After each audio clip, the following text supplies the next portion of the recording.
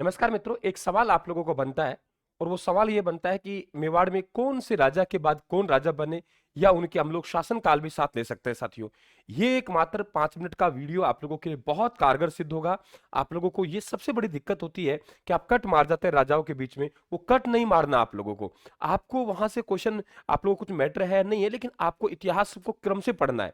इतिहास ये कहता है बेटा कि जैसा इतिहास घटा है ना वैसे आप लोग पढ़िए। अगर इतिहास के साथ आपने छेड़छाड़ी करके पढ़ने का कोशिश किया तो इतिहास आपके समझ में नहीं आएगा। ये ध्यान रखें आप लोग। जरा देखिए, आप लोगों को आज इस वीडियो के बाद में कभी आपको दिक्कत नहीं होगी मेवाड़ में कौन किसके बाद राजा बना। साथियों देखिए, राणा हम्मीर की बात करें हम लोग तो राणा हम्मीर पहले हम लोग इनके वंशज याद करते हैं कौन किसके बाद राजा बना। देखो, राणा हम्मीर के खेत में लाख है, मोकल ले गया, कुंभा को दे गया। एक ही साथ पढ़ेंगे। राणा हम्मीर के खेत में लाख है, मोकल ले गया, कुंभा को दे गया, है ना। हम्मीर का बेटा खेता, खेता का बेटा लाखा, लाखा का बेटा मोकल, मोकल बेटा कुंभा। कुंभा के दो पुत्र राजा बने। पहले तो उदा बना है और फिर कौन बना है? रायमल। ये उदा वही है जो मेवाड़ में पितृहंता कहलाएगा। मेवाड़ में पितृहंता कहलाएगा। मेवाड़ में पितृहंता कहलाएगा। मेवाड़ में पितृहंता कहलाएगा वही ये मोकल है। ध्यान रखें आप लोग। उदा, माफी चाहूंगा, और उदा है जो महाराणा कुंभा की हत्या करके गद्दी पर बैठेगा और 5 साल लिए शासन करेगा। और इसके बाद रायमल गद्दी पर बैठेगा। लेकिन आगे जो वंशावली चलती है वो रायमल की चलती है। ध्यान से सुनना। रायमल के गर्भ से रायमल का बेटा सांगा हुआ इनकी धर्मपत्नी के, तो सांगा रायमल का बेटा है। और सांगा के बेटा दो राजा बनेंगे, पहले और तीसरा राजा फिर बनेगा। पहले इनका बेटा रतन सिंह द्वितीय बनेगा, फिर इनका बेटा विक्रमादित्य बनेगा और फिर इनका बेटा उदय सिंह बनेगा। तो महाराणा सांगा के 3 पुत्र राजा बन रहे, रतन सिंह द्वितीय, विक्रमादित्य और उदय सिंह। रतन सिंह द्वितीय छोटा था फिर भी इनको उत्तराधिकारी घोषित किया। इसलिए अगर हम लोग राजाओं का क्रम पकड़ेंगे तो कुंभा के बाद उदा आएगा, उदा के बाद रणमल आएगा, रणमल के बाद सांगा आएगा, सांगा के बाद रतन सिंह द्वितीय, रतन सिंह द्वितीय के बाद विक्रमादित्य और विक्रमादित्य के बाद में उदय सिंह। लेकिन यही अगर आप बाप बेटों का क्रम कंटिन्यू रखना चाहते हो तो आपको यहां से उदा गायब करना पड़ेगा, यहां से रतन सिंह द्वितीय गायब करना पड़ेगा, यहां से विक्रमादित्य गायब करना पड़ेगा, क्योंकि सांगा का बेटा उदय सिंह के बेटे थे प्रताप सिंह। तो बाप बेटों का क्रम याद करेंगे तो इन्हें गायब। जैसे उदाहरण तौर पर राणा हम्मीर के खेत में लाख है, मोकल ले गया, कुंभा को दे गया। राय करके मैंने उदा को छोड़ दिया क्योंकि मैं बाप बेटों का क्रम याद करवा रहा हूं। अगर शासन की बात करेंगे तो उदा आ जाएगा। कुंभा, अमीर के खेत में लाख है, मोकल ले गया, कुंभा को दे गया। राय करके सांगा से उदय हुआ प्रताप का, राय करके सांगा से उदय हुआ प्रताप का आज भी अमर है, कर्ण के समान जगत में दिखाई देता है। क्यों देता है? क्योंकि राज किया था, राज किया था, राज किया था, इसलिए जय जयकार होती है। अमर है, संग्राम किया जगत में 2-2 बार, यानी इनके बाद में जगत सिंह द्वितीय। हमीर के खेत में लाख है, हमीर के खेत में लाख है, मोकल ले गया, कुंभा को दे गया। राय करके सांगा से उदय हुआ प्रताप का आज भी अमर है, कर्ण के समान जगत में दिखाई देता है। राज किया था इसलिए जय जयकार होती है। अमर है, संग्राम किया जगत में 2-2 बार, यानी अमीर का बेटा खेता, खेता का लाखा, लाखा मोकल, मोकल का कुंभा, कुंभा का रायमल, रायमल का सांगा, सांगा का उदय सिंह, उदय सिंह के प्रताप सिंह जी, प्रताप सिंह जी का अमर सिंह जी, अमर सिंह जी कर्ण सिंह जी, कर्ण सिंह जी के जगत सिंह जी, जगत सिंह जी के राज सिंह, राज सिंह के जय सिंह, जय सिंह का अमर सिंह द्वितीय, अमर सिंह द्वितीय के संग्राम सिंह द्वितीय और संग्राम सिंह द्वितीय के बाद जगत सिंह द्वितीय। राजाओं में केवल आप लोगों को यहां चेंज करना है, कुंभा के बाद उदा, उदा के बाद रायमल। अगर वो जो सेंटेंस बोला, अगर उदा और रायमल बोल, रणमल बोल जाते तो दिक्कत होती। तो उदा, उदा और रणमल दोनों भाई है। सांगा के 3 बेटे, रतन सिंह द्वितीय, विक्रमादित्य और फिर उदय सिंह राजा बने। हमीर 1326 से 1364, फिर खेता 1364 से 1382, लाखा 1382 से 1421, मोकल 1421 से 1433, कुंभा है 1433 से 1468। उदा बिल्कुल 5 साल के लिए राजा रहा है भाई, आकाशीय बिजली गिर गई थी उस कारण से इनकी मृत्यु हुई थी। 1468 1473, फिर इसके बाद रणमल 1473 से 1509, फिर सांगा 1509 से 1528। सांगा ने अपने छोटे पुत्र को उत्तराधिकारी घोषित किया, वो रावल रतन सिंह था जो प्रथम रतन सिंह कहते हैं, ये द्वितीय है। 1528 से 31, फिर विक्रमादित्य 31 से 36। फिर आपको पता होगा दासी पुत्र वनवीर आएगा बेटा, और दासी पुत्र जो वनवीर है, दासी पुत्र वनवीर है, ये क्या करेगा? विक्रमादित्य की हत्या कर देगा। तो दासी पुत्र वनवीर का भी रोल रहा है।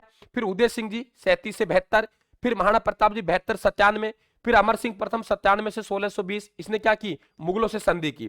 करण सिंह 1620 से 1628, जगत सिंह प्रथम 1628 1652, राज सिंह 1652 1680, जय सिंह 1680 98, अमर सिंह द्वितीय 98 से 710 1710, संग्राम सिंह द्वितीय 1710 1734 और फिर जगत सिंह। तो ये आप लोगों को सबसे ज्यादा बेटा दिक्कत करता था, सबसे ज्यादा दिक्कत करता था।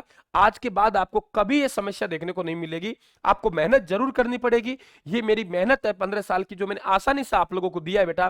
थोड़ी थोड़ी प्रैक्टिस करेंगे आराम से कौन किसके बाद राजा बन रहा है आराम से आपको याद होगा। बिल्कुल इस प्रकार के मेवाड़ के, मारवाड़ के, चौहानों के सबके आएंगे। आप बने रहे, राजस्थान यूट्यूब चैनल को सब्सक्राइब करें, हमारा परिवार का हिस्सा बने। थैंक यू, धन्यवाद साहब, राम राम। मित्रों, मेवाड़ की वंशावली आप लोगों को मिल गई है। अब मारवाड़ की वंशावली की बात करेंगे। मात्र 5 मिनट में आप लोग पढ़ते हो तो आपको सबसे बड़ी दिक्कत यह आती है कौन किसके बाद राजा बना, क्या उनका शासनकाल रहा है, सब आप लोगों को मालूम होना चाहिए। मात्र 5 मिनट लूंगा तो आप लोगों की जो दिक्कतें हैं, कौन किसके बाद राजा बन रहा है, कौन किसका बेटा है, साथियों एकदम मैं क्लियर करते हुए बढ़ूंगा। मात्र 5 मिनट लूंगा और बिल्कुल स्क्रीनशॉट ले ले, वरना आप लोग राजस्थान के टेलीग्राम को भी ज्वाइन कर ले, वहां आप लोगों को मिलती रहेगी। तो धन्यवाद, आइए आपका स्वागत है। चैनल को सब्सक्राइब कर लेना बेटा, घंटे निशान दबा देना। जाने राजस्थान कब क्या दे दे, वादा है आप लोगों से अच्छा देंगे। जरा देखिए मित्रों, आप लोगों को मालूम है कि यहां पे जो राठौड़ वंश के संस्थापक हैं उनका नाम राव सिया है। राव सिया जो कि जयचंद गैडवाल है कन्नौज के, उनके वंशज है। इनके द्वारा 1273 ईस्वी में राठौड़ वंश की स्थापना की गई थी। मूल राठौड़ मारवाड़ के हैं, फिर यहां से बीकानेर जाएंगे, यहां से किशनगढ़ भी जाएंगे।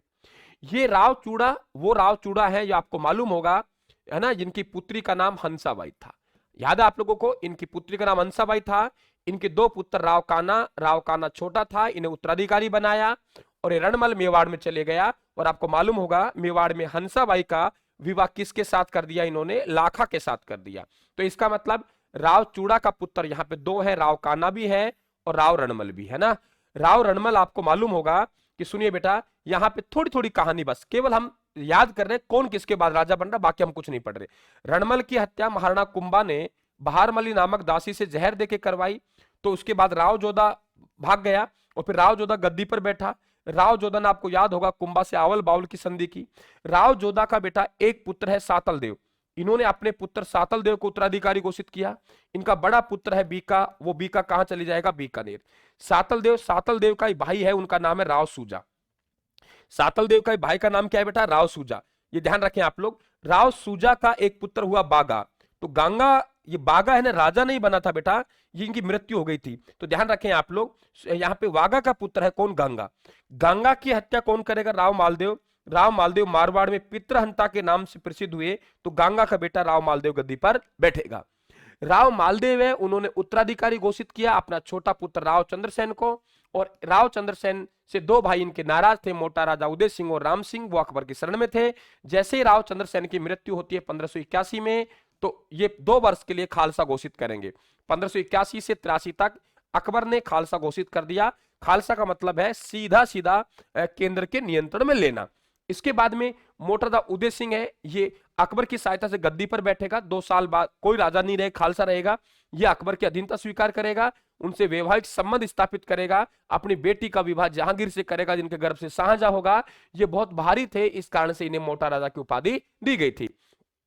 फिर इनका बेटा सूर सिंह, फिर गज सिंह का मालूम होगा आप लोगों को, एक बेटा अमर सिंह राठौड़ था जो बड़ा था बेटा कल्पना।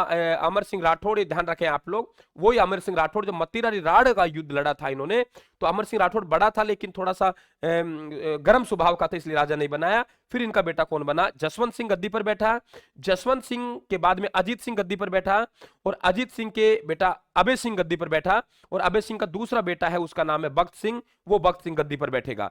ये भक्त सिंह है, ये मारवाड़ का दूसरा पितृहंता राजा कहलाएगा, क्योंकि ये हत्या किसी करेगा, अजीत सिंह की करेगा। अब दोबारा दोहरा लेते हैं, ठीक है, दोबारा दोहराते हैं। राव चूड़ा गद्दी पर बैठेगा 1384 से। बेटा एक बार इसे लिखेंगे आप लोग, जैसे मैं पढ़ा रहा हूं वैसे लिखेंगे।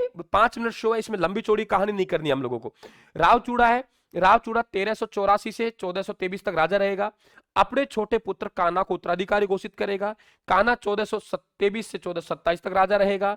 काना का भाई रणमल नाराज होता है, अपनी बहन अंसाबाई का विवाह मेवाड़ के लाखा से करता है और वहां से उनकी मदद से अपनी गद्दी प्राप्त करता है। रणमल 1427 से 1438 तक राजा रहेगा। ये मेवाड़ में गड़बड़ कर रहा है। महाराणा कुंभा ने रणमल को भारमली नामक दासी से जहर देकर मरवा दिया। राव जोधा वहां से भागे, एक गांव पड़ता है काउनी गांव, वहां के शरण ली। फिर राव जोधा गद्दी पर बैठा 1438 से 1489।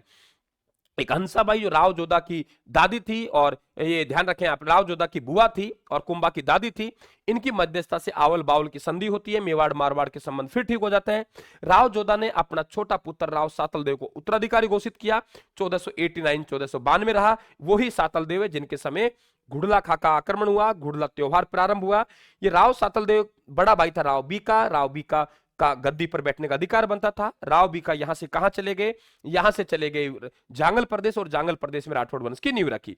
सातल देव का भाई है, ध्यान रखना, सातल देव का बेटा नहीं है, राव जोधा का बेटा है। सातल देव का भाई राव सूजा गद्दी पर बैठा 1492 से 1515। राव सूजा का बेटा है बेटा राव वागा। वागा की मृत्यु हो चुकी थी, इसलिए राव सूजा का पोता है गंगा।